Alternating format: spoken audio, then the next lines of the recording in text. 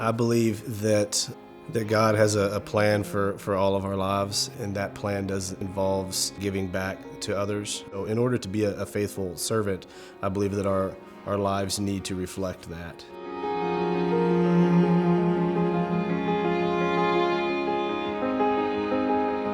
I thought of Catholic Charities as perhaps Harbor House, a food pantry, and then probably Anthony Family Shelter. What I learned is that we were much more than that.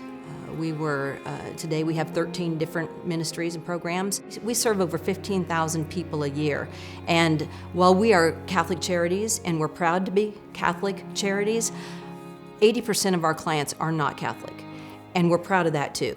They can have a different faith, they can have no faith, but we serve all of God's children, wherever they may be on their faith path.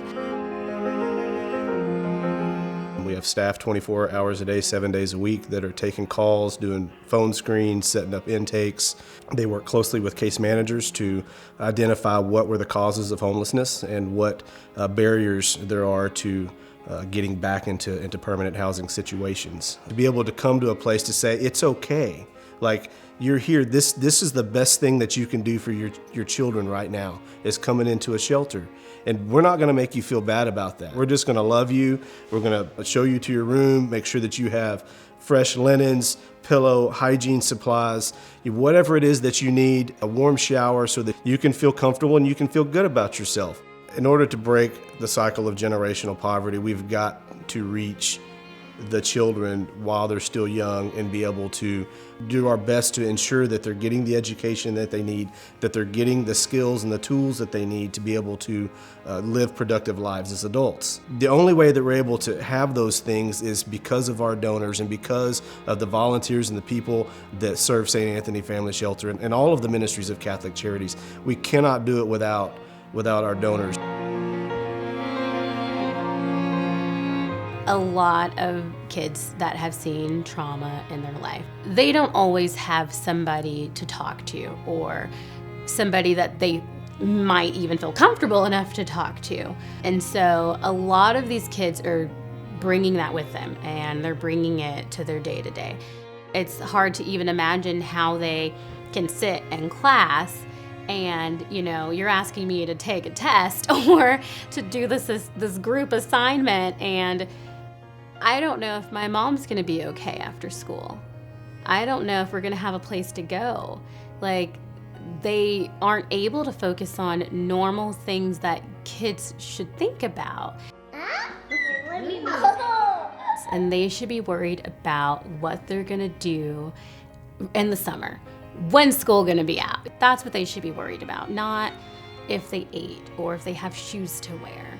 And so I think that has to be my favorite part of my job, is ensuring that they remember that they are children and that their only job is to be a child. Our Daily Bread Food Pantry provides food for clients in need.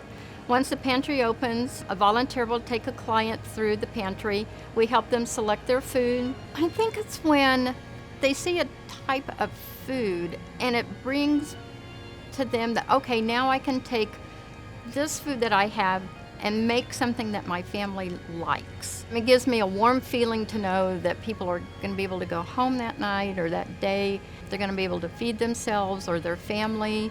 And one thing that a lot of people don't realize is a lot of time people that come here, they're embarrassed to come here. So we try to make them feel relaxed. We give them reassurance that this is what the pantry is for. You are in need right now, and this is what we're here for, is to help you out in this time of your life.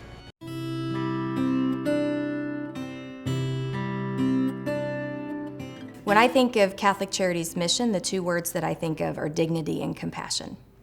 It's just the way they go about delivering those services and making those ministries come to life. One of the things that has been my experience all these years is I've never once been made to feel like my gift wasn't enough or big enough. And so I think the way we create opportunities for people to give and get involved in whatever level, time, talent, treasure, that they can give is always welcomed and appreciated and never judged as not enough.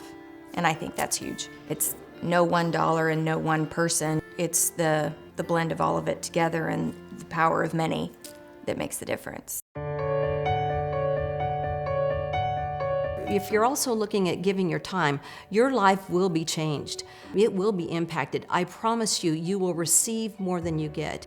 My calling, whatever my passion is, can be met here, whether it's through the children, through the disabled, through the homeless, the hungry. I receive way more than I give. It has been life-altering.